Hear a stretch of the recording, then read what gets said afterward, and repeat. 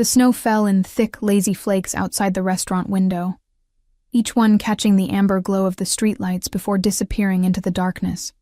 I pressed my forehead against the cold glass, watching my breath fog the surface, anything to distract myself from the fact that I was about to walk into the most humiliating evening of my life. A blind date. On Christmas Eve. At 26 years old. My best friend Sarah had set this up 3 weeks ago, her eyes bright with that meddling enthusiasm only happily married people possess. "His name is Dante," she'd said, gripping my hands across the coffee shop table. "He's successful, gorgeous, and he specifically asked about you after seeing your photo." I should have known then that something was off. Men like that, successful, gorgeous, didn't need blind dates. They certainly didn't need someone like me.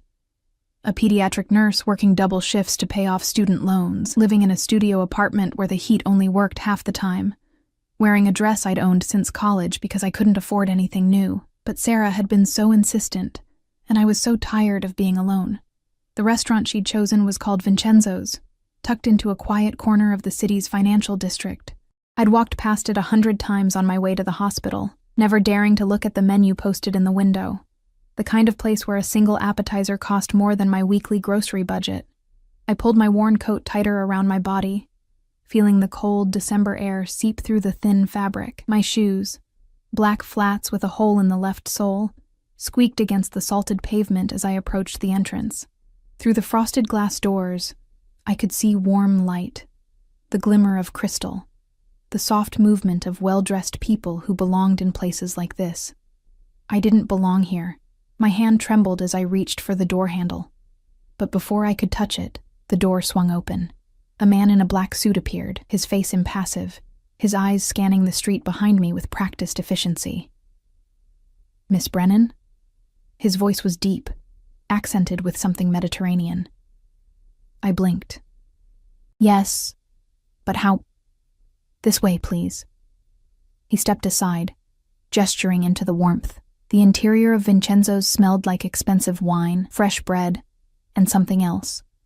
Something rich and indefinable that made my stomach clench with hunger and inadequacy in equal measure. The man in the black suit guided me past the hostess stand, past tables filled with couples laughing over champagne, past a fireplace where flames danced behind ornate iron scrollwork. We moved toward the back of the restaurant, to a section I hadn't even noticed from outside. Private booths with high walls, dim lighting that felt both intimate and isolating. My heart hammered against my ribs. "He's waiting for you," the man said, stopping before a booth tucked into the corner, half hidden by a carved wooden screen. I smoothed down my dress, a simple navy blue thing that had seemed acceptable in my apartment, but now felt threadbare and cheap. My fingers caught on a loose thread at the hem. Perfect. Then I saw him. He sat with his back to the wall, a position that gave him a clear view of the entire restaurant. The first thing I noticed was his suit. Charcoal gray, tailored so perfectly it looked like it had been painted onto his body. The second thing was his hands, resting on the table. Long fingers adorned with a single ring on his right hand, thick gold etched with symbols I couldn't decipher from this distance. The third thing was his face. Sarah had said gorgeous. She hadn't said devastating. He couldn't have been older than 32. Maybe 33. Dark hair swept back from a face that could have been carved from marble. Sharp jawline, high cheekbones, a mouth that looked cruel even when it wasn't smiling. But his eyes, God, his eyes, even from several feet away, I could see they were dark, almost black, and they were fixed on me with an intensity that made my breath catch in my throat. He didn't stand when I approached, didn't smile, just watched me with those dark eyes as I stumbled forward, suddenly hyper-aware of every flaw. My chipped nail polish, the run in my tights I'd tried to hide with clear nail polish, the way my hair had frizzed in the cold. "Dante." My voice came out smaller than I'd intended. "Sit." Not a request.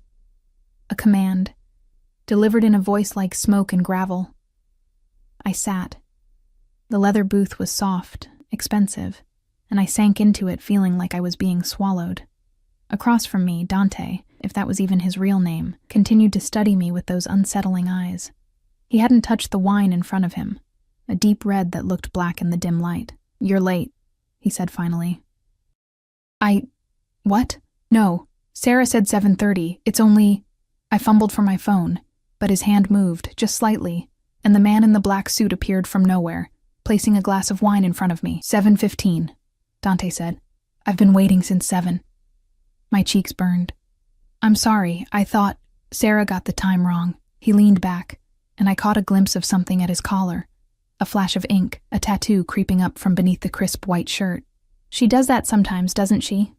Gets details wrong. The way he said it made my spine straighten. You know Sarah? I know of Sarah. His eyes never left my face. Her husband works in acquisitions. We've crossed paths. Something about the way he said crossed paths made my stomach twist, but I couldn't pinpoint why. I reached for the wine glass, needing something to do with my hands, and took a sip. It was the best wine I'd ever tasted, which wasn't saying much given my usual budget extended to whatever was on sale at the corner store. You're a nurse, Dante said. Not a question. Pediatric nurse, at Mercy General. I set the glass down, trying to steady my shaking hands. Sarah must have told you. She did.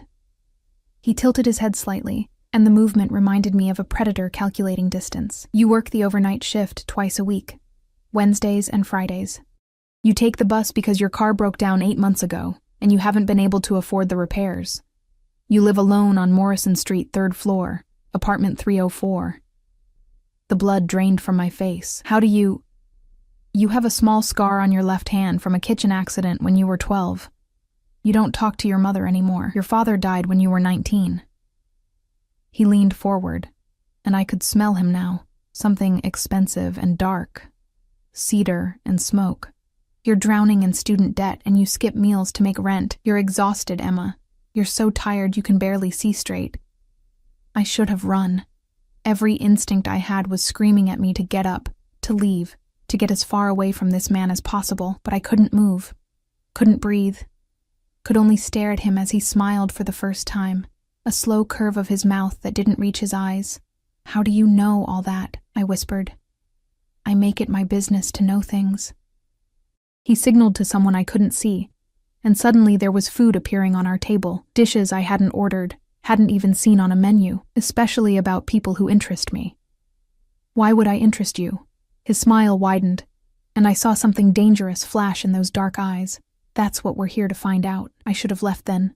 Should have grabbed my coat and walked out into the snow and never looked back.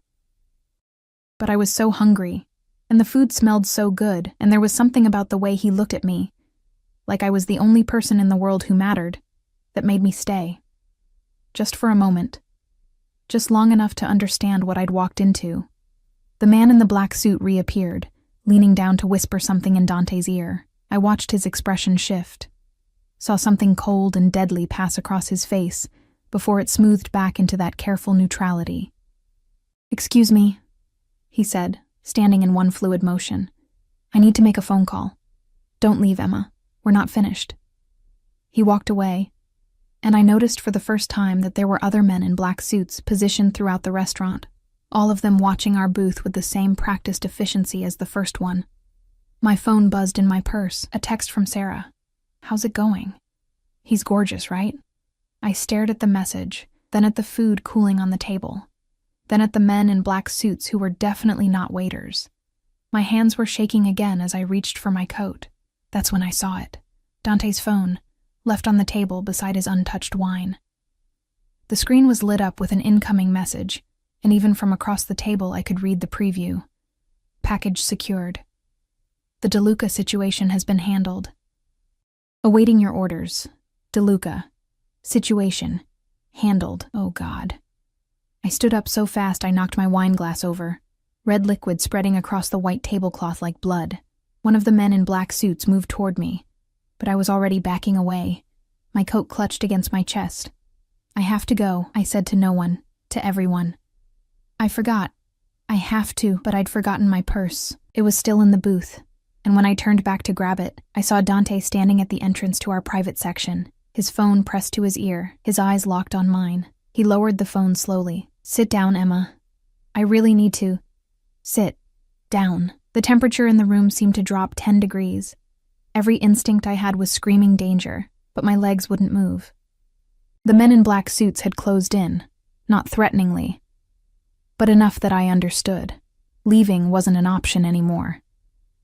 I sat. Dante returned to the booth, settling back into his seat with the casual grace of someone who'd never been denied anything in his life. He picked up his wine glass, took a slow sip, then set it down with deliberate precision. "You read my message," he said calmly. "I didn't mean to. You're afraid now." He studied me with those dark eyes. "Your pulse is racing. I can see it in your throat. You want to run." "Please," I whispered. "I don't know what this is, but I don't want any part of it. I'll forget everything. I swear You spilled wine on a $15,000 tablecloth," he interrupted, his voice still calm, still controlled. "That's unfortunate. $15,000 for a tablecloth. I'll pay for it," I said desperately, even though we both knew I couldn't. "I'll work it off. How?" He leaned forward again, and this time I could see the ink more clearly. A serpent or a dragon coiling up his neck. "You make $38,000 a year before taxes, after rent, utilities, loan payments, and food. You have approximately $200 left each month. How exactly would you pay me back, Emma?" Tears burned behind my eyes. "What do you want from me?" He was quiet for a long moment, his gaze never wavering from my face. Then he smiled again, and it was the most terrifying thing I'd ever seen. "I want you to have dinner with me," he said simply. "Is that so unreasonable?" Yes, I wanted to scream. Everything about this is unreasonable. But what I said was, "Okay," because I was trapped, and we both knew it. Dante gestured to the food, still untouched between us. "Eat, Emma. You're going to need your strength for what comes next." I forced myself to pick up the fork, though my hand trembled so badly I nearly dropped it. The pasta in front of me, something with cream and mushrooms that probably had a French name I couldn't pronounce, smelled divine, but my stomach was twisted into such tight knots I wasn't sure I could swallow. Dante watched me take the first bite, his dark eyes tracking the movement of my hand to my mouth like a scientist observing an experiment. I chewed mechanically, tasting nothing despite the explosion of flavors on my tongue. "Better," he murmured. "You're too thin. When's the last time you had a proper meal?" The question was so absurd given the circumstances that I almost laughed. Almost. "I eat. Ramen doesn't count. Neither does whatever vending machine coffee you survive on during your shifts." He cut into his own food with precise movements, the knife gliding through meat like butter. "You'll eat 3 meals a day from now on. I'll have it arranged. You'll have..." "What?" The fork clattered against my plate. "You can't just..." "I can." He took a bite, chewed, swallowed, all while maintaining eye contact. "I do what I want, Emma. The sooner you understand that, the easier this will be." "Easier." My voice cracked. "What is this exactly? Why am I here? Why did you..." I gestured helplessly at the table, at him, at everything.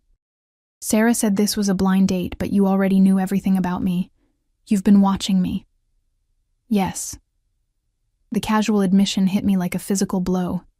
"That's insane. That's stalking. Call it what you want."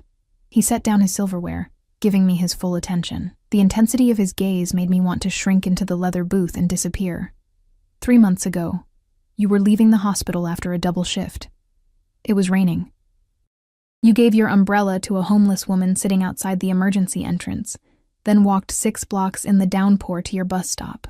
I remembered that night, remembered the woman's grateful smile, the way the rain had soaked through my scrubs, how I'd shivered the entire bus ride home. 2 months ago, Dante continued, you spent your day off volunteering at the children's shelter on 5th Street.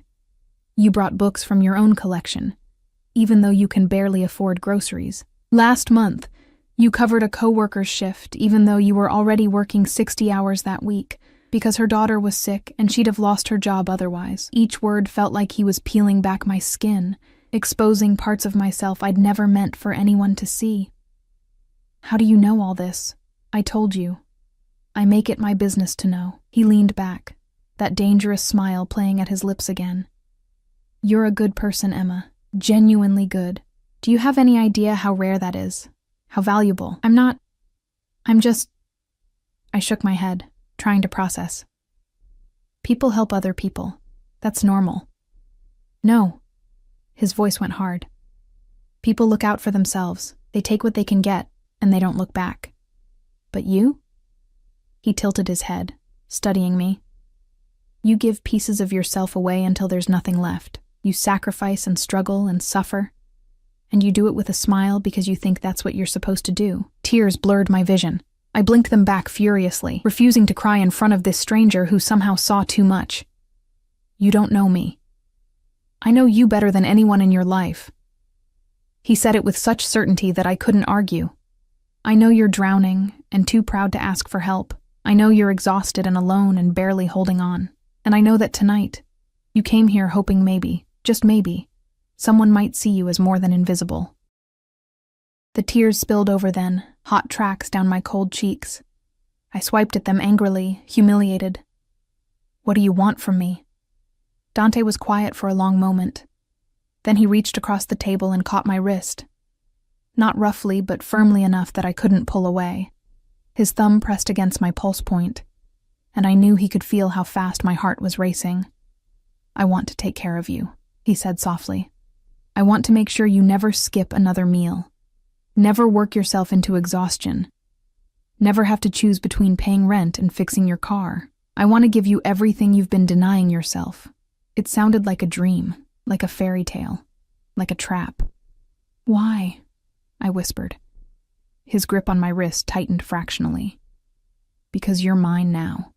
The words should have terrified me. They did terrify me. But there was something else underneath the fear. Something warm and traitorous that whispered, "Someone sees you. Someone wants you. Someone cares." "I'm not..."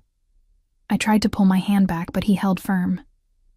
"You can't just decide that. I'm not a thing you can own." "No," he agreed. "You're much more valuable than a thing." He released my wrist, but I could still feel the brand of his fingers on my skin. "Finish your dinner, Emma. Then we'll discuss the terms." "Terms?" My voice was barely audible. "Of our arrangement." I should have run, should have screamed, should have done anything except sit there and pick up my fork again, but my body moved without permission, scooping pasta and bringing it to my mouth. The food tasted like ash now. But I ate because he told me to, and some broken part of me didn't know how to refuse. Dante made a phone call in rapid Italian while I ate, his voice dropping to a dangerous growl at one point before smoothing out again. The men in black suits shifted positions around us, a choreographed dance of security I was only beginning to understand. When my plate was empty, when had I eaten it all, he ended the call and turned his full attention back to me. "Better?" he said approvingly, "some colors coming back to your face." He signaled, and one of his men appeared with a leather folder. Dante opened it, extracted something, and slid it across the table. A check. Made out to me. For $50,000. I stared at it, unable to process the numbers. "What is this?" "Consider it an advance." He said it like $50,000 was nothing. Pocket change. "That should cover your student loans, your back rent, and leave enough for you to buy some proper clothes and food. Tomorrow, someone will deliver a car to your apartment. Something reliable, safe. Your shift schedule at the hospital will be reduced to 3 days a week, normal hours only. You can't. I don't..." My hands were shaking again, worse than before. "I can't accept this." "You can. You will." He pulled out another document, this one several pages long. "This is a contract. It outlines the terms of our arrangement. You'll read it, sign it, and then you'll come home with me tonight." The room tilted. "Home with you?" "No, absolutely not." Yes, no room for argument in that single word. "You're not going back to that apartment, Emma. It's not safe." "Not safe from what?" But I already knew the answer. Not safe from him. From whatever world he inhabited. Whatever darkness he brought with him. From people who might want to hurt you to get to me. He said it so matter-of-factly, like violence was as natural as breathing. "The moment you walked through that door tonight, you became associated with me. That makes you a target. Then let me leave," I begged. Let me walk away. I'll forget all of this, I swear. Too late. His eyes went cold, glacial. You think I'd let you go now, after I've finally found you? He stood, buttoning his suit jacket with practiced ease. You have two choices, Emma. Come with me willingly, or come with me unwillingly. Either way, you're coming. The men in black suits closed in tighter. My purse appeared on the table. When had someone gotten it? Along with my coat. Dante held out his hand, waiting. I looked at that hand, at the gold ring glinting in the dim light, at the power and danger it represented. Then I looked at the check, at the contract, at the exit that was blocked by armed men. I'd come here tonight hoping for connection, for someone to see me. I'd gotten my wish in the most twisted way possible. Slowly, hating myself, I reached out and placed my hand in his. His fingers closed around mine like a vice, warm and possessive.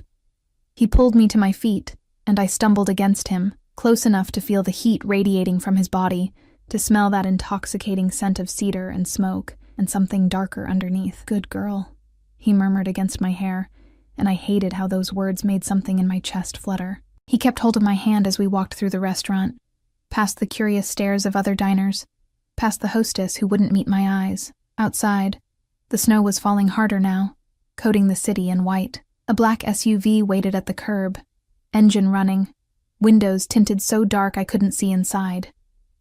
One of the men opened the back door. Dante gestured for me to get in. I hesitated at the threshold, 1 foot on the curb, 1 foot in whatever nightmare I was stepping into. This was it. My last chance to run, to scream, to fight. But where would I go? Back to my freezing apartment, my crushing debt, my exhausting life of barely surviving. At least this prison came with warmth, with food, with someone who saw me, even if his gaze held something dark and possessive that should have sent me running. I climbed into the SUV. Dante slid in beside me, close enough that our thighs touched. The door closed with a heavy thunk that sounded like a cell door locking. The driver, another man in a black suit, pulled smoothly into traffic without a word. Where are we going? My voice sounded strange, distant. My penthouse. Dante's hand found mine again in the darkness, his thumb tracing circles on my palm. Don't worry, you'll be comfortable there, comfortable. As if comfort was what I should be concerned about. As if I wasn't sitting next to a man who'd just bought me like property, who'd threatened me into compliance, who had situations handled and messages about packages secured. The city lights blurred past the windows as we drove through streets I recognized, then into neighborhoods I'd only seen from a distance.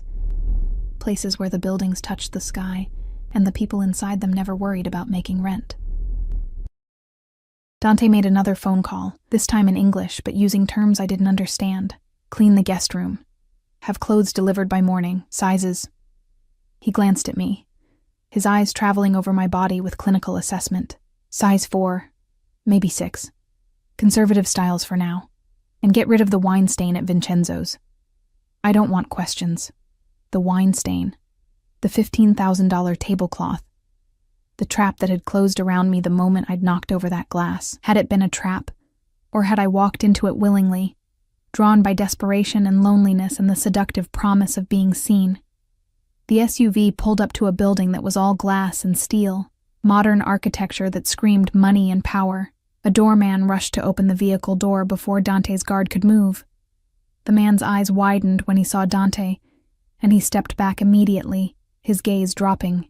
Mr. Salvatore, he said, his voice tight with fear or respect. I couldn't tell which. Salvatore. So Dante wasn't even his real first name. Or maybe it was his last name, or maybe both were lies. Everything about this man was a carefully constructed facade, and I'd stumbled into it like a moth drawn to flame. We crossed a marble lobby where everything gleamed. The floors, the walls, the chandelier that must have cost more than I'd make in 5 years. The elevator was mirrored on all sides, and I caught sight of myself. Small, pale, insignificant next to Dante's commanding presence. His reflection was all sharp angles and dark intensity, while mine was soft edges and exhaustion. We didn't match. We'd never match. The elevator rose so smoothly I barely felt the movement, the numbers climbing higher and higher until they stopped at pH. The doors opened directly into an apartment. No, a penthouse that took up the entire floor. Floor-to-ceiling windows overlooked the city, which sprawled below us like a carpet of stars. The interior was masculine and minimalist. Dark furniture, expensive art on the walls, surfaces so clean they looked untouched. It smelled like leather and wood polish, and that cedar scent I was beginning to associate with the man standing too close behind me. "Welcome home," Dante said, and the words felt like a life sentence. Home. The word echoed in my head as I stood frozen in the entrance, unable to move deeper into the space that felt more like a museum than a living area. Everything was too perfect, too pristine, too far removed from anything I'd ever known. Dante moved past me with the confidence of someone who owned not just this space, but the entire world around it. He shrugged off his suit jacket, revealing the crisp white shirt beneath, the holster I'd somehow missed seeing before now visible against his ribs. A gun. Of course he carried a gun. My stomach dropped. "Marco will show you to your room," Dante said, gesturing to one of the guards who'd followed us up. "You'll find everything you need. Tomorrow we'll discuss the details of our arrangement more thoroughly. Tonight, you rest. I can't stay here." The words burst out before I could stop them. "This is insane. You can't just—" "Emma." He turned to face me fully, and the look in his eyes silenced whatever protest I'd been forming. "You're exhausted. You're overwhelmed. But you're safe here. Safer than you've been in years. Tomorrow things will be clearer. For now, just breathe." Safe. The word was laughable coming from a man who'd essentially kidnapped me. But my body was betraying me, exhaustion crashing over me in waves now that the adrenaline was fading. When had I last slept more than 4 hours? When had I last felt warm all the way through? Marco, the guard, cleared his throat softly. "This way, Miss Brennan." I followed him down a hallway lined with abstract paintings that probably cost more than my entire life, past closed doors that hid God knows what, until we reached a room at the far end. He opened the door, and I stepped inside. It was bigger than my entire apartment. A massive bed dominated the space, covered in white linens that looked like clouds. There were windows overlooking the city, a bathroom visible through an open door that gleamed with marble and gold fixtures, and a walk-in closet that was currently empty, but could probably fit a family of 4. "Mr. Salvatore had this prepared for you," Marco said, his voice carefully neutral. "If you need anything, there's a phone by the bed. Press 1 for the kitchen, 2 for security, 3 for Mr. Salvatore directly.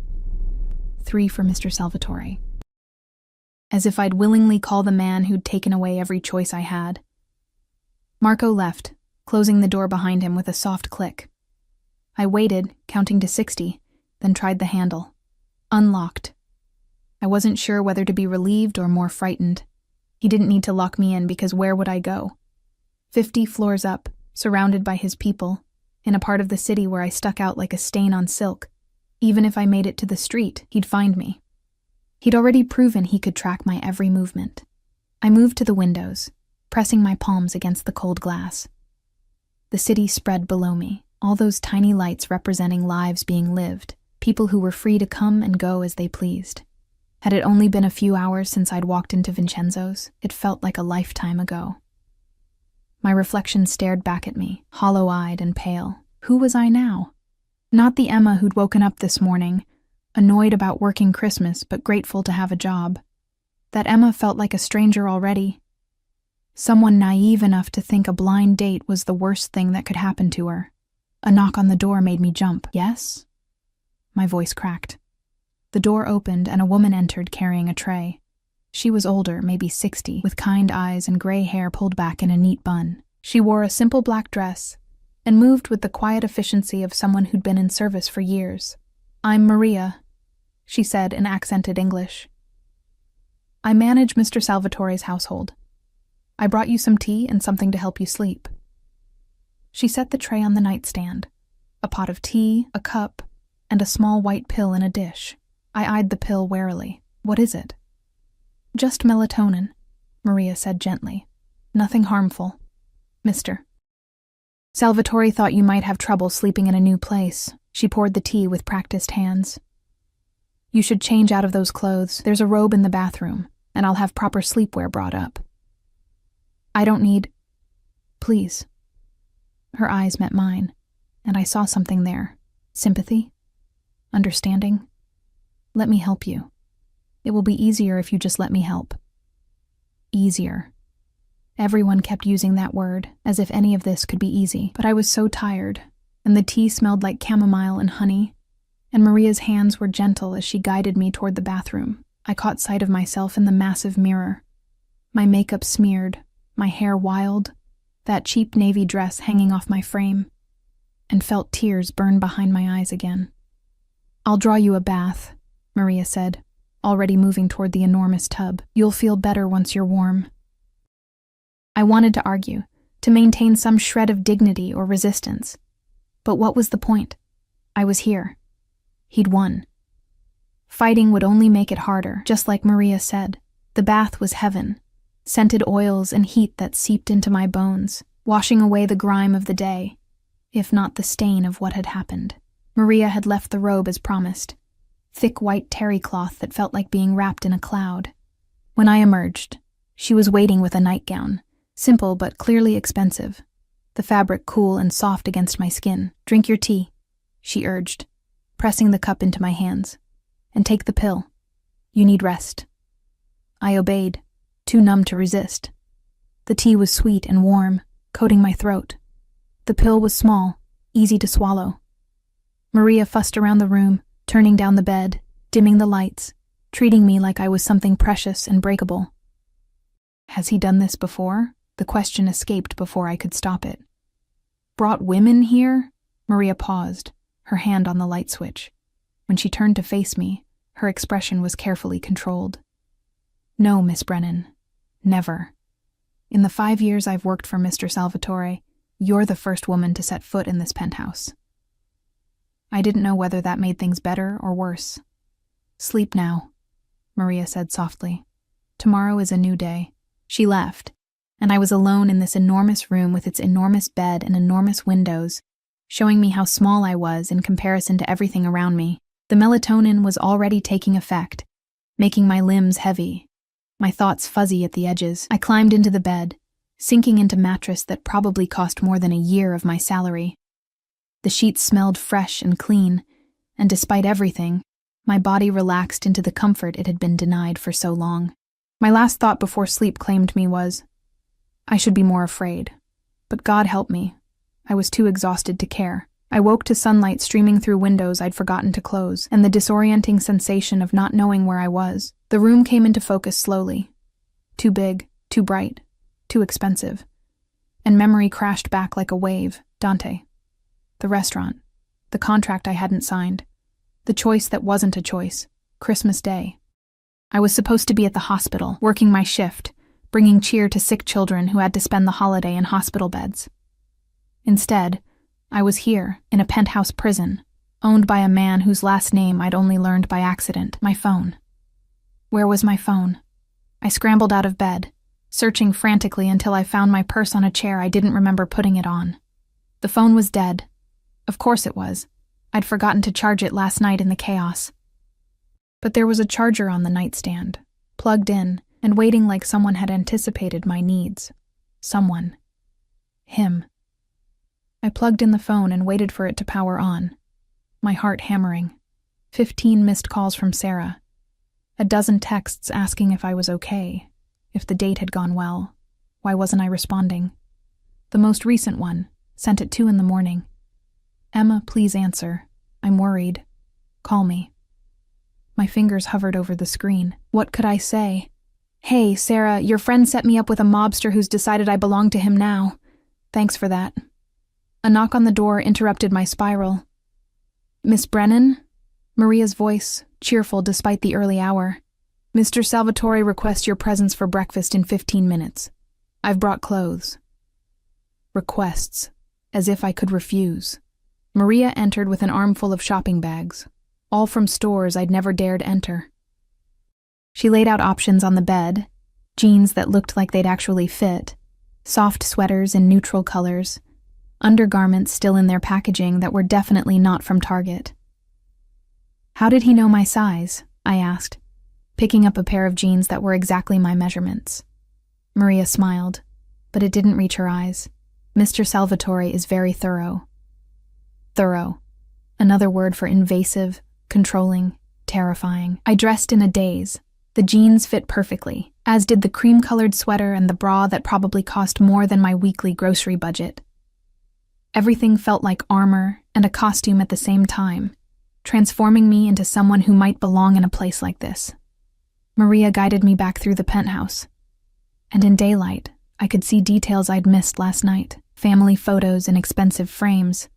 Dante as a child with people who had the same dark eyes, the same sharp features, art that belonged in museums, security cameras in every corner, tiny red lights blinking like watching eyes. The dining room overlooked the city, all glass and light, and a table that could seat 12 but was set for 2. Dante sat at the head, reading something on a tablet, dressed casually in black pants and a dark gray sweater that somehow made him look more dangerous than the suit had. He looked up when I entered, those dark eyes traveling over me in assessment. Something flickered in his expression. Approval, possession, hunger, before it smoothed into neutrality. "Good morning, Emma. Sit." I sat in the chair to his right, the only one with a place setting. Coffee appeared immediately, poured by a young man in a white jacket who vanished as quickly as he'd come. The coffee smelled incredible, and despite my determination to resist everything about the situation, I wrapped my hands around the warm cup and took a sip. It was the best coffee I'd ever tasted.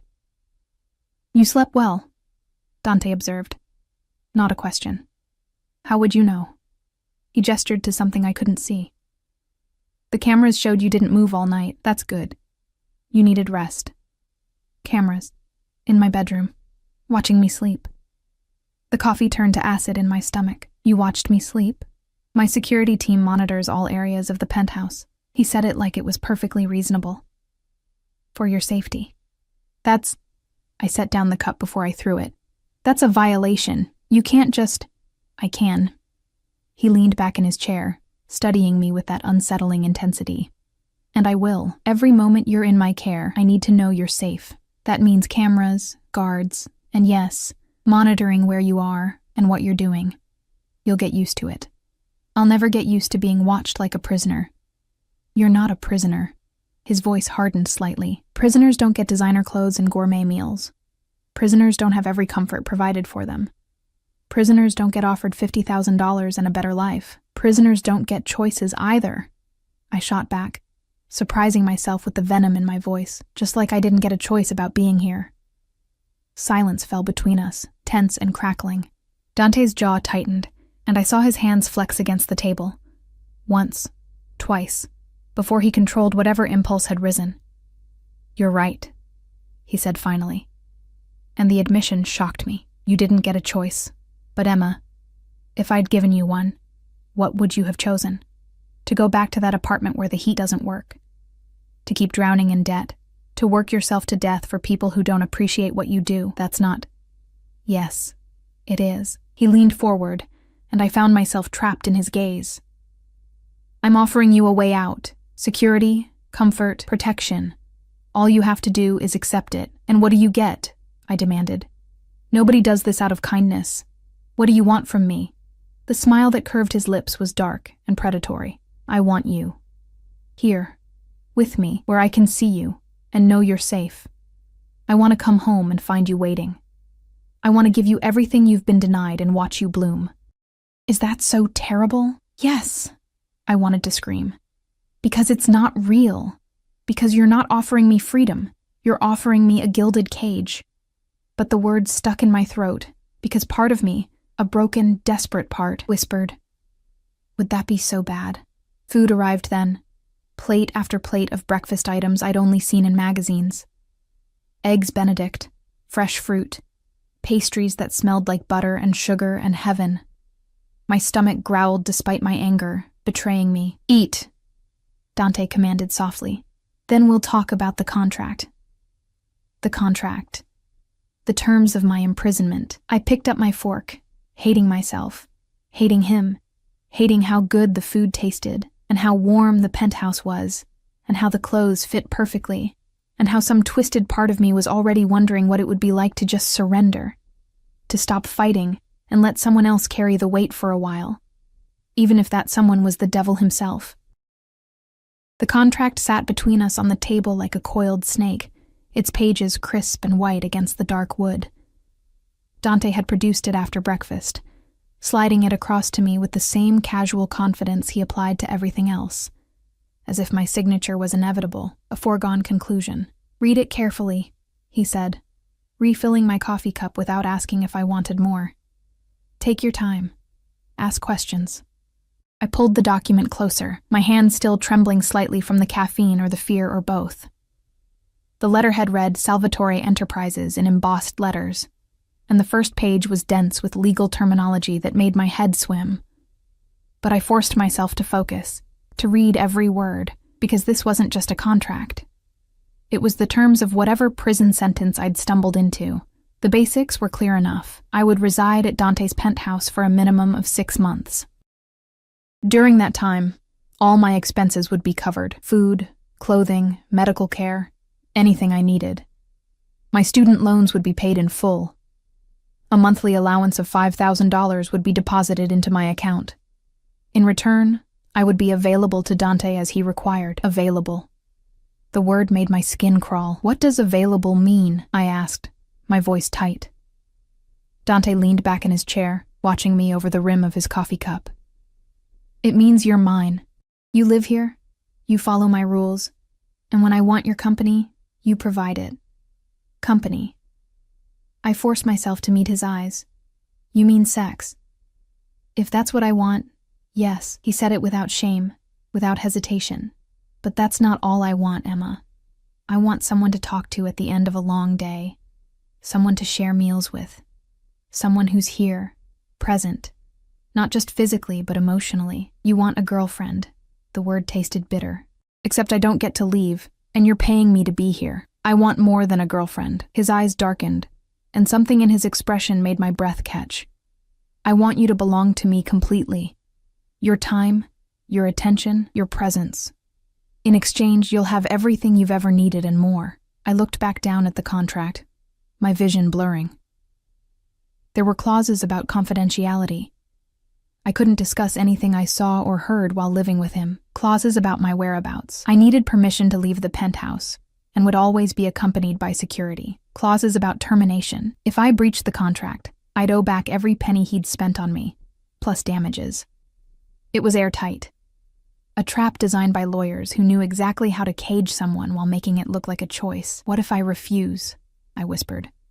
"What if I don't sign?" Dante set down his cup slowly, deliberately. "Then you'll owe me $15,000 for the tablecloth, plus the cost of last night's meal, the clothes you're wearing, and the accommodations I've already provided. Call it $20,000, give or take. I'll expect payment within 30 days. $20,000. Money I didn't have and couldn't get. That's extortion. That's business." He tilted his head, studying me. "But I'm not unreasonable, Emma. If you truly want to walk away, I'll give you an alternative. Work off the debt. At your current nursing salary, accounting for taxes and your existing obligations, it would take approximately," he paused, calculating, 4 years, during which time I'd expect regular payments, with interest, of course. 4 years.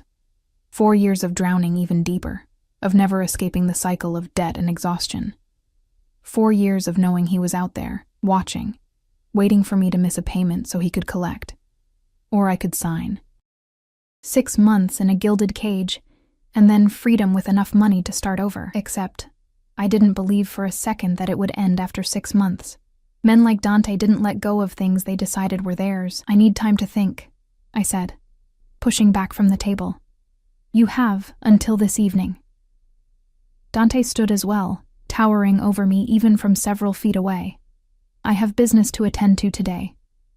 Marco and 2 other guards will remain here with you. Maria will help you settle in, explore the penthouse, rest, do whatever you need. But Emma..." His hand caught my chin, tilting my face up to meet his gaze. "Don't try to leave.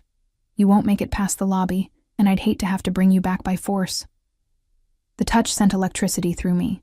Fear and something else. Something I didn't want to name. His thumb brushed across my lower lip, a gesture so intimate and possessive that I froze. "Good girl," he murmured, then released me and walked away, his footsteps silent on the expensive floors.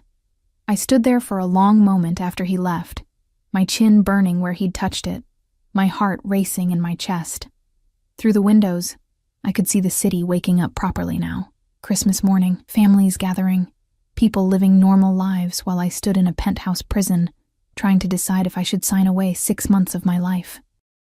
Maria appeared in the doorway, her expression carefully neutral. "Would you like a tour of the penthouse, Miss Brennan? Or perhaps you'd prefer to rest?" "A tour," I said, needing to move, to do something other than stand here spiraling. The penthouse was even larger than I'd realized. 4 bedrooms, each with its own bathroom. A library with floor-to-ceiling bookshelves filled with volumes in multiple languages. A gym that was better equipped than any I'd seen. A media room with a screen that took up an entire wall. And Dante's office, which Maria showed me from the doorway without entering. "Mr. Salvatore's private space," she explained. "No one enters without permission." I peered inside, catching glimpses of dark furniture, more books, and a massive desk covered in papers and computer monitors. The room smelled like him, cedar and smoke and power. "Has he ever brought anyone else here?" I asked again, needing confirmation of what she'd told me last night. "Any other women?" Maria shook her head firmly. "Never. Mr. Salvatore is very particular about his privacy. He doesn't bring business associates here. He doesn't host parties. And until you, no woman has crossed this threshold." "Why me?" The question burst out before I could stop it. "What makes me so special that he'd go to all this trouble?" Maria's expression softened with something that might have been pity. "That's a question only Mr. Salvatore can answer, Miss Brennan. But I've worked for him for 5 years, and I've never seen him look at anyone the way he looks at you, the way he looks at me, like I was something precious and breakable that he wanted to protect and possess in equal measure." My phone buzzed in my pocket. It had been buzzing periodically all morning with texts from Sarah that I'd been ignoring. This time, though, it wasn't Sarah. It was an unknown number. "Stop ignoring your friend. Tell her you're fine and spending Christmas with family. Don't make me remind you of the confidentiality clause you haven't signed yet. D."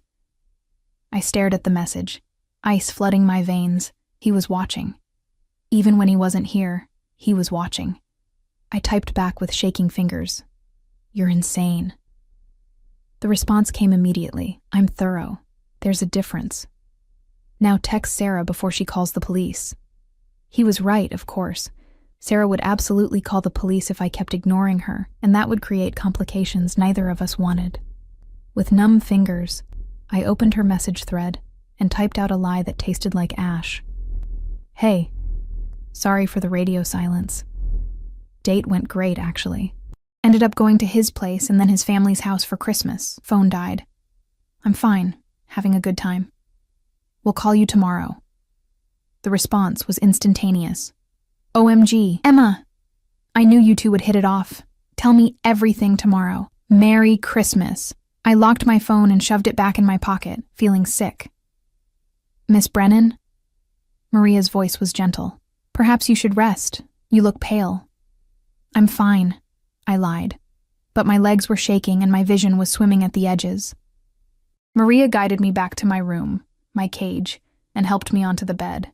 "Just breathe," she said softly. "It gets easier." "Has he done this before?" I asked again, desperate for different answers. "To other people? Does he always—" "Mr. Salvatore is a complicated man," Maria interrupted carefully. "But he's not cruel, Miss Brennan. He protects what's his, fiercely. Sometimes that protection looks like control. But it comes from—" She paused, choosing her words carefully. "It comes from a place of caring, even if the methods seem extreme. Caring. As if kidnapping someone and forcing them into a contract was an act of love. But I was too exhausted to argue, too overwhelmed to process anymore. I let Maria tuck a blanket around me like I was a child, let her dim the lights and promise to check on me later. When the door closed and I was alone, I finally let the tears come, hot Angry tears that soaked into the expensive pillowcase. What had I become in less than 24 hours? A possession. A kept woman. A bird in a gilded cage who was already learning that fighting only made the bars feel tighter. I must have fallen asleep because I woke to darkness outside the windows and the smell of food wafting from somewhere in the penthouse. My phone showed it was nearly 7 p.m. I'd slept the entire day away, exhausted from emotion and stress and the weight of decisions I didn't want to make. There was a note on my nightstand in handwriting I didn't recognize. Dinner at 7:30. Dress nicely. The black dress in your closet will do. D. I crumpled the note in my fist, fury rising hot and fast. He was ordering me around like I was his property, like I'd already signed the contract and given up every shred of autonomy, but I went to the closet anyway and found the black dress he'd mentioned. Simple, elegant, probably worth more than a month of my old salary. It fit perfectly, of course. Everything he'd chosen for me fit perfectly, because he'd been watching me long enough to know every detail, every measurement, every vulnerable piece of my life. I looked at myself in the mirror, hair loose around my shoulders. Minimal makeup because I'd refused to use anything from the collection of expensive cosmetics that had appeared in the bathroom. Feet bare because I couldn't bring myself to put on the heels he'd also provided. This was my rebellion. Small, petty, meaningless. But it was mine. I found him in the dining room, already seated, wearing a different suit than this morning, this one navy blue, tailored to perfection. He looked up when I entered, and his eyes traveled down my body slowly before settling on my bare feet. One dark eyebrow lifted. No shoes? I don't feel like wearing shoes in my own home, I said, putting emphasis on the last two words. A smile ghosted across his lips. Not amused exactly, but something close. Sit, Emma. I sat, and food appeared immediately. Christmas dinner, I realized. Turkey, mashed potatoes, vegetables roasted to perfection, everything I would have missed by working my hospital shift. The irony wasn't lost on me. Have you made your decision? Dante asked, cutting into his turkey with precise movements. I picked up my fork, buying time. What if I ask for changes to the contract? What if I want to negotiate? What would you negotiate? The camera's in my bedroom. I forced myself to meet his eyes. I want them removed. I need privacy. No. The answer was immediate, inflexible. Your safety is non-negotiable, the cameras stay. Then I want them turned off at night, when I'm sleeping. He considered this, his head tilting slightly. I can agree to that. The cameras will only record movement, not constant footage after midnight. What else? I hadn't expected him to concede anything, and the small victory made me bolder. I want to keep working.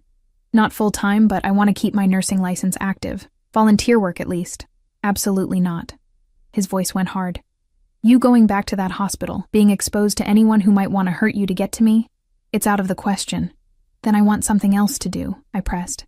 I can't just sit here all day doing nothing. I'll go insane. Dante set down his silverware, studying me with those dark, intense eyes. What would you like to do? The question caught me off guard. I hadn't expected him to ask, to care. I don't know. Read, study? Maybe take online classes? Done. He pulled out his phone and typed something quickly. You'll have access to any educational platform you want, any books you desire, anything to keep your mind occupied. But Emma... He looked up, pinning me with his gaze. You stay here, in this penthouse, under my protection. That's not negotiable. Protection. The word he used when he meant control. But it was more than I'd had this morning. Small freedoms, tiny concessions, proof that maybe he wasn't completely inflexible. 6 months, I said quietly. And then I'm free? Completely free? Something flickered in his expression, too quick to read. 6 months. After that, we'll discuss the terms of extending our arrangement. I don't want to extend. You will. He said it with absolute certainty, like he could see the future and knew exactly how this would end. 6 months from now, Emma, you won't want to leave.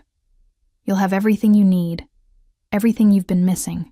You'll be safe, cared for, protected.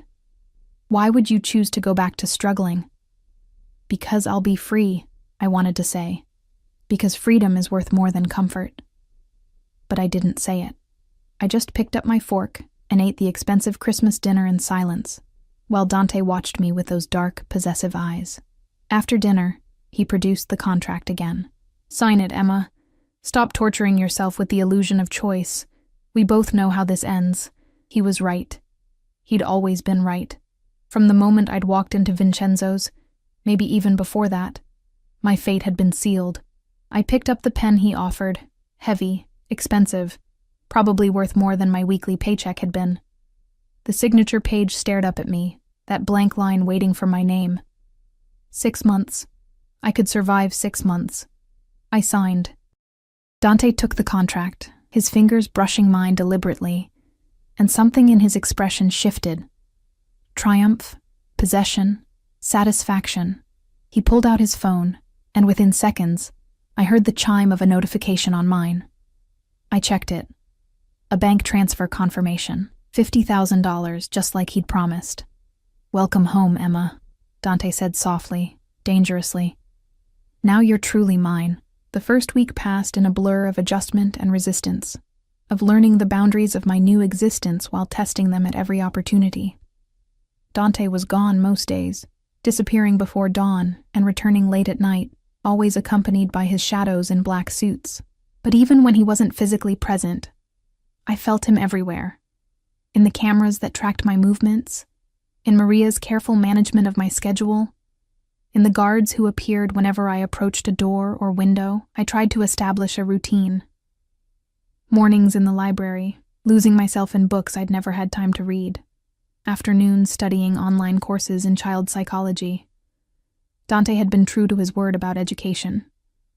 Evenings waiting for him to come home, hating how my pulse quickened when I heard his footsteps in the hallway. He was possessive in ways that should have terrified me, but instead created a confusing cocktail of fear and something darker.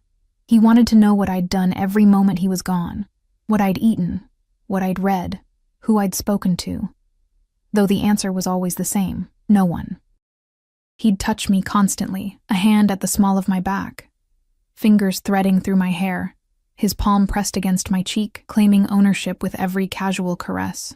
But he didn't push for sex, and I couldn't decide if that was a relief or more unsettling. He'd kiss me sometimes, hard and demanding, his hands gripping my hips or tangling in my hair, pulling me against him until I was breathless and dizzy. Then he'd pull away, leaving me confused and aching, his dark eyes glittering with satisfaction at my response. "When you're ready," he'd murmur against my temple. "When you come to me willingly, not because of a contract, but because you want to. That's when I'll have all of you." It was a different kind of trap, one that required my surrender rather than my submission.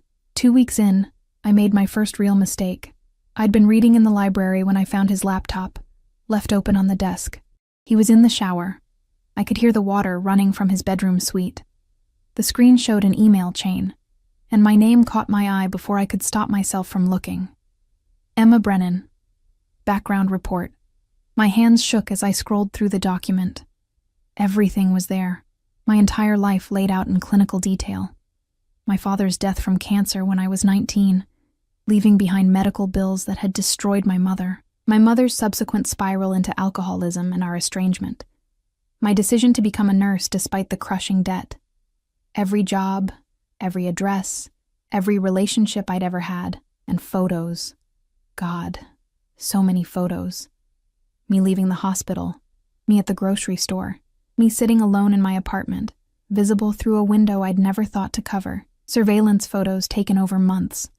The date on the earliest one made my stomach drop, 8 months ago. He'd been watching me for 8 months before that blind date. "Find something interesting?" I spun around so fast I knocked the laptop, catching it before it fell. Dante stood in the doorway, hair damp from the shower, wearing only dark pants that hung low on his hips. The tattoos I'd glimpsed that first night were fully visible now, a serpent coiling up his ribs, symbols and script in a language I didn't recognize covering his chest and arms. "You've been watching me for 8 months, I said, my voice shaking. 8 months. How is that not insane? He moved into the room with that predatory grace, and I backed up instinctively until my spine hit the bookshelf. "I told you I make it my business to know things. I saw you at the hospital 9 months ago." You were comforting a child who'd just lost his mother, telling him stories, making him laugh even though he was broken inside. And I thought. He stopped in front of me, close enough that I could smell his soap, see the water droplets still clinging to his collarbone. I thought, there's something genuine in this world after all. So you stalked me? The words came out as barely a whisper. I learned about you, he corrected. I wanted to understand what made you different. Why you gave so much when you had so little. Why you smiled even when you were exhausted. Why you were real when everyone else was performing. His hand came up to cut my face, thumb tracing my cheekbone. And the more I learned, the more I knew I had to have you. Had to protect you before this world crushed all that light out of you. You don't protect people by imprisoning them, I said. But my voice had lost its strength. His touch was doing things to me, making my thoughts fuzzy, my resistance crumble. Don't I? His other hand found my waist, pulling me against him. You're not exhausted anymore. You're not skipping meals or working yourself into the ground. You're safe, warm, fed, educated. Tell me, Emma, would you be better off back in that apartment, drowning in debt, alone on Christmas? I wanted to say yes. Wanted to tell him that poverty and freedom were better than gilded cages and possession, but the words wouldn't come, because some traitorous part of me knew he was right. I hate you, I whispered instead. No, you don't. He leaned down, his lips brushing my ear. You hate that I'm right. You hate that you're starting to like it here. You hate that when I touch you. You don't want me to stop. His mouth found mine before I could deny it. And God help me, I kissed him back. Kissed him with all the frustration and confusion and desperate loneliness I'd been carrying for years. His hands gripped my hips, lifting me onto the desk, the laptop pushed aside carelessly. I wrapped my legs around him without thinking, pulling him closer, needing something I couldn't name. He broke the kiss, breathing hard, his forehead resting against mine. Say you want this. Say you want me. The words stuck in my throat, too honest, too much of a surrender. Not yet, he murmured, reading my silence. But soon, Emma, soon you'll admit it. He stepped back, leaving me cold and wanting on the desk, and walked away like nothing had happened. Like he hadn't just proven exactly how much control he had over me. 3 weeks became a month. A month became 6 weeks. The routine became normal, and normal became comfortable. And comfortable became dangerous because I was forgetting what my old life had felt like. Dante was complicated, brutal in business. I'd overheard enough phone calls to understand the kind of man he was, the violence he commanded with a few words. But with me, he was different. Possessive, yes. Controlling, absolutely.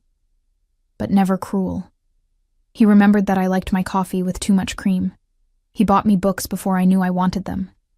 He'd find me studying late at night and carry me to bed without a word, tucking me in like I was something precious. It was Stockholm Syndrome, I told myself. Basic psychology. But knowing the name for it didn't make it less effective. The incident that changed everything happened on a Tuesday, 6 weeks into my captivity. I'd been reading in the living room when I heard shouting from Dante's office. Rare, because he was always controlled, always measured. Then a crash, breaking glass, and Dante's voice dropping to that dangerous quiet that was somehow more frightening than yelling. Marco appeared in the doorway, his expression grim. Miss Brennan, please go to your room. What's happening?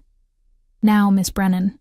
But before I could move, Dante's office door flew open, and a man stumbled out, bloodied, terrified, with Dante following behind him like an avenging angel. The gun in Dante's hand was casual, an extension of his body, pointed at the man's spine. You stole from me, Dante said, his voice like ice. You thought I wouldn't notice. Thought you could skim from shipments and I'd be too busy to care. Dante, please, I have a family. So did the people whose products you cut with poison. The gun didn't waver.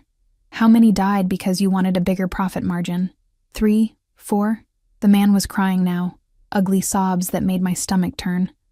Please, I'll pay it back, He saw me then, standing frozen in the living room, and something desperate flashed in his eyes. He lunged toward me, and everything happened too fast. Marco moving to intercept, the man pulling a knife from somewhere, Dante's roar of fury. The gunshot was deafening in the enclosed space. The man dropped, blood pooling beneath him, and suddenly there were guards everywhere, moving the body, cleaning the floor, erasing what had just happened with practiced efficiency. But all I could see was Dante, standing over the corpse with that gun still in his hand, his eyes finding mine across the room. This was who he really was, not the man who bought me books and tucked me into bed. This man, this killer who just ended a life without hesitation, without remorse. I ran. Made it to my room and locked the door, my whole body shaking so hard my teeth chattered. The image of that man's eyes, alive one moment, empty the next, was burned into my retinas. I pressed my hands over my mouth to keep from screaming.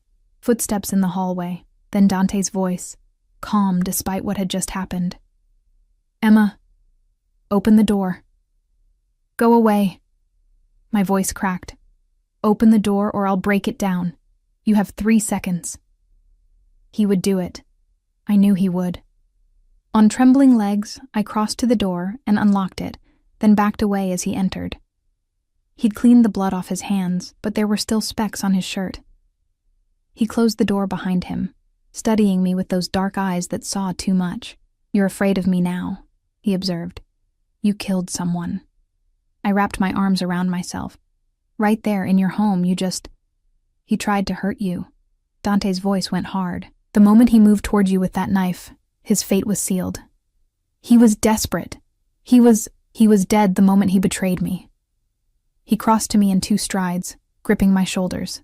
"Listen to me, Emma. I am not a good man. I've never pretended to be. I've killed before and I'll kill again. But every violent thing I do, every brutal decision I make is to protect what's mine. And you," his grip tightened, "you are mine. Anyone who threatens you threatens me, and I eliminate threats." "This is insane," I whispered. "You're insane." "Maybe." His hands softened on my shoulders, becoming almost gentle. "But I'm your insanity now. For better or worse, we're bound together. You signed the contract. You took my money. You're living in my home, wearing clothes I bought, eating food I provide. You're already mine, Emma. You've been mine since the moment you walked into Vincenzo's. I want to leave." The words came out broken. "I can't do this. I can't—" "Yes, you can." He pulled me against his chest, and I should have fought, but I was shaking too hard. "You're stronger than you know. You'll get through this. And tomorrow it will be easier. The day after, easier still.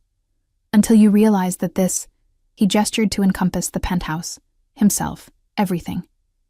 "This is where you belong." I cried against his expensive shirt while he held me, one hand stroking my hair, murmuring things in Italian I didn't understand. The man who just killed someone without blinking was comforting me like I was a child, and the cognitive dissonance was almost worse than the violence had been. Eventually, exhaustion won. He carried me to the bed, removed my shoes, covered me with blankets. I felt him sit beside me, his hand continuing to stroke my hair long after I should have fallen asleep. "I know you're afraid," he said quietly, probably thinking I was asleep. "But you're safer with me than you've ever been, Emma. I'll burn the world down before I let anything happen to you, even if you hate me for it." The weeks after that were different. I stopped pretending I had any control, stopped fighting the inevitable. Dante had been right. It got easier. The memory of the dead man faded, replaced by the routine of my days, the comfort of knowing every need would be met. He was more careful around me after that, keeping his business separate, ensuring I never saw that side of him again. But I knew it was there, lurking beneath the expensive suits and careful touches. I'd seen the monster, and there was no unknowing it. But here's the thing they don't tell you about monsters. Sometimes they're the only ones who truly see you. Sometimes their possessiveness feels like being cherished for the first time in your life. Sometimes their darkness becomes familiar enough that you forget what the light looked like. 4 months in, something shifted. I was in the library, my sanctuary, when Dante came home early. I heard his footsteps, knew he was looking for me, and found myself setting down my book with anticipation rather than dread. He appeared in the doorway, still in his work suit, looking tired in a way I'd learned to recognize. Bad day. Difficult decisions. blood on his hands that no amount of washing would clean. "Come here," he said quietly. I went. Not because I had to, not because of the contract, but because I wanted to ease that tension in his shoulders. Wanted to be the light in his darkness the way he'd somehow become the steady ground beneath my chaos. He pulled me onto his lap as he sank into one of the leather chairs, burying his face in my neck. "Tell me about your day," he murmured against my skin. "Tell me something good." So I did. Told him about the psychology course I was taking, about the theory I'd been reading, about the coffee Maria had made that morning that had been perfectly sweet. Normal, mundane things that seemed to drain the violence out of him inch by inch. His hands moved over me, not sexual, just grounding, needing to feel me solid and real beneath his touch. "You're happy here," he said. Not quite a question. "I'm content." The admission felt like defeat and victory simultaneously. "You were right. I don't skip meals anymore. I'm not exhausted all the time. I'm learning things, growing in ways I couldn't before, but..." He pulled back to look at me, reading the hesitation in my voice. "But sometimes I miss the freedom to choose, to walk outside without guards, to see friends, to just exist without being watched." He was quiet for a long moment, his jaw working. Then, "The contract ends in 2 months. I know. I'm not letting you go, Emma." His eyes held mine, dark and intense and absolutely certain. "I'm not capable of it. You've become necessary. Like breathing. Like existing. I don't function without you anymore." It should have sounded insane, obsessive, unhealthy. Instead, it sounded like the most honest thing anyone had ever said to me. "What if I want to go?" I asked softly. "Then I'll let you." The words seemed to cost him something. "I won't trap you forever if you're truly miserable. But Emma..." His hand cupped my face, forcing me to meet his gaze. "Ask yourself if you really want to leave. Ask yourself if going back to that lonely apartment, that exhausting life, is actually what you want. Or if maybe, just maybe, you found something here worth keeping." The question hung between us, heavy with implications. I thought about my old life, the crushing debt, the loneliness, the exhaustion that lived in my bones. Then I thought about this life, the comfort, the security, the way Dante looked at me like I was the only thing in the world that mattered. "I don't know," I whispered honestly. "You have 2 months to decide." He leaned forward, pressing his forehead to mine. "But I'm going to use every moment of those 2 months to convince you to stay, to show you that what we have here is real, even if it started wrong. And if I still want to leave at the end?" His jaw clenched, and I saw the war in his eyes, the monster who wanted to cage me forever versus the man who wanted me to choose him freely. "Then I'll let you go," he said finally. "But Emma, you'll have to look me in the eye and tell me you don't want this. You'll have to mean it. No lies, no pretending. Complete honesty." I nodded, knowing that he was counting on the fact that I couldn't lie to him. That after 4 months of living in his space, breathing his air, learning his rhythms, I was too tangled up in him to separate truth from captivity. His mouth found mine then, and this kiss was different from the others. Softer, almost tentative, asking rather than demanding. I kissed him back, my hands threading through his hair, and felt something in my chest crack open. This was surrender, but it was also choice. This was captivity, but it was also the safest I'd ever felt. This was wrong, but it was also the only thing that had felt right in years. When we broke apart, both breathing hard, he pressed his lips to my forehead. "Stay with me, Emma. Choose me. Choose this." "You're impossible," I murmured against his throat, "but I'm yours." He said it fiercely, possessively. "Completely and utterly yours, even if you don't realize it yet. This thing between us, it goes both ways. You've caged me just as much as I've caged you." The final 2 months passed in a blur of growing intimacy. Dante kept his promise. He courted me like we were starting fresh, like I had a real choice in the matter. He took me to private rooftop gardens, always heavily guarded but beautiful nonetheless. He cooked for me sometimes, late at night when his staff was gone, making traditional Italian dishes while I sat on the counter and watched. He introduced me to his sister over video call, and she'd welcomed me with open arms, oblivious to how I'd come into her brother's life. He opened up about his past, the family business he'd inherited at 22 when his father was killed, the enemies he'd made, the violence he'd survived. He showed me scars and told me stories, pulling back the curtain on the monster until I understood that he was just a man trying to survive in a world that rewarded brutality. And slowly, terrifyingly, I fell in love with him. Not the Stockholm Syndrome kind of love, though maybe that was part of it, but real love. The kind that saw his flaws and chose him anyway. The kind that made my heart race when he walked through the door. The kind that made me reach for him in the night, needing his warmth, his presence, his impossible certainty that we belonged together. The 6-month mark arrived on a Saturday in late June. 6 months since that blind date on Christmas Eve. 6 months since my life had irrevocably changed. Dante had been tense all week, and I knew why. The contract expired today. I could walk away, take my money, start over somewhere he couldn't find me. He'd promised to let me go if I truly wanted it. But did I want it? I stood at the floor-to-ceiling windows, looking out at the city that had once felt so far away. The sun was setting, painting everything in shades of gold and pink. Behind me, I heard Dante enter the room, his footsteps heavy with dread. Emma. Just my name. Weighted with everything unsaid. I turned to face him. He looked wrecked, hair disheveled like he'd been running his hands through it, tie gone, shirt partially unbuttoned.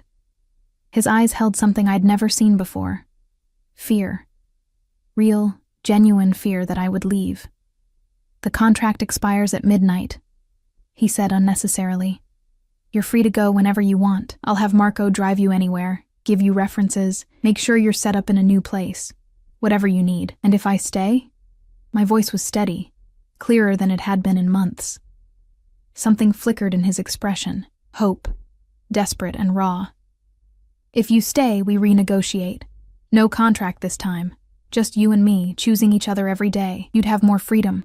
Guards still, because I can't compromise on your safety. But you could work again if you wanted, see friends, live something closer to a normal life. Closer to normal, I echoed, but not actually normal.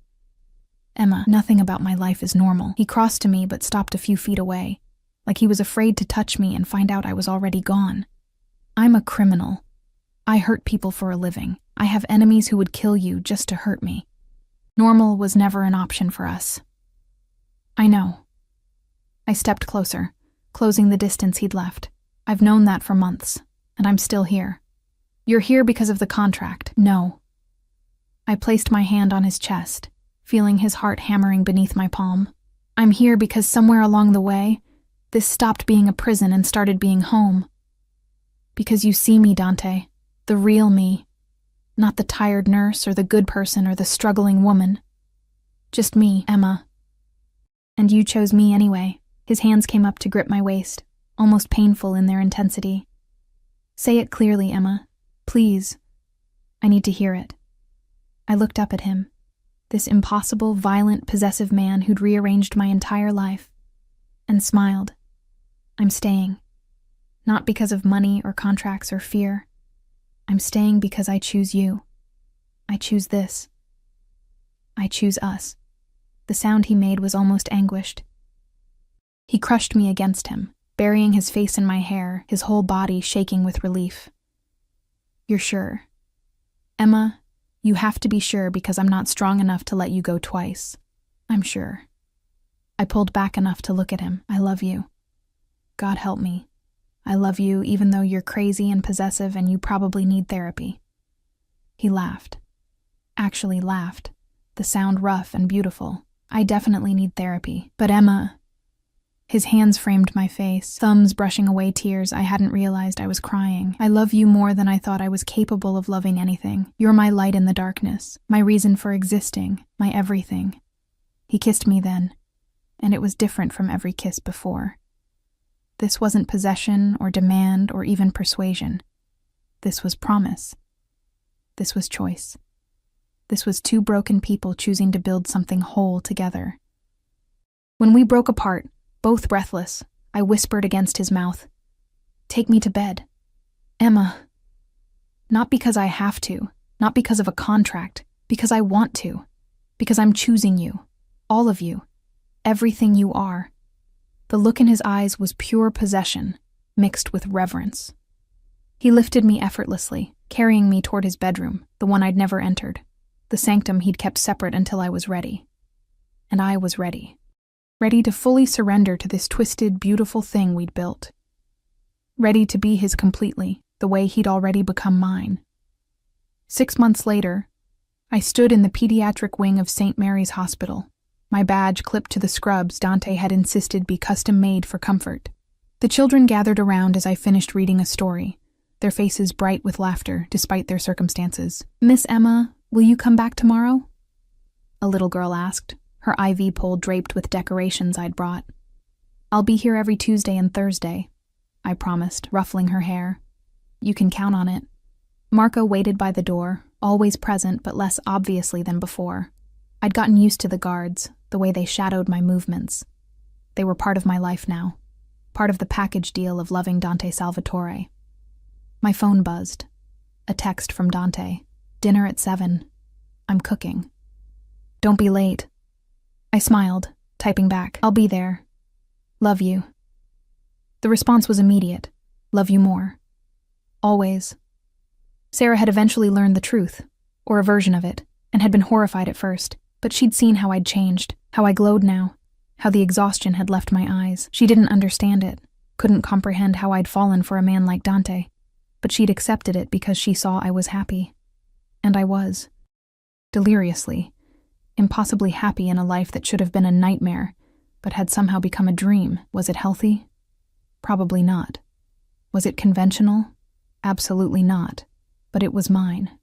Chosen freely after all the illusions had been stripped away. I'd come to that blind date on Christmas Eve expecting nothing, hoping for connection, terrified of disappointment. Instead, I'd found a man who'd seen me at my most invisible and decided I was worth everything. Who'd taken my life apart and rebuilt it into something stronger, even if his methods were questionable. I'd found home in the most unexpected place. In the arms of a monster who loved me like I was his salvation, and maybe I was. Maybe we saved each other, him from his darkness, me from my invisible drowning. Maybe that's what love was supposed to be. Two broken people becoming whole together. As I left the hospital that evening, Marco falling into step beside me, I thought about that girl who'd walked into Vincenzo's 6 months ago.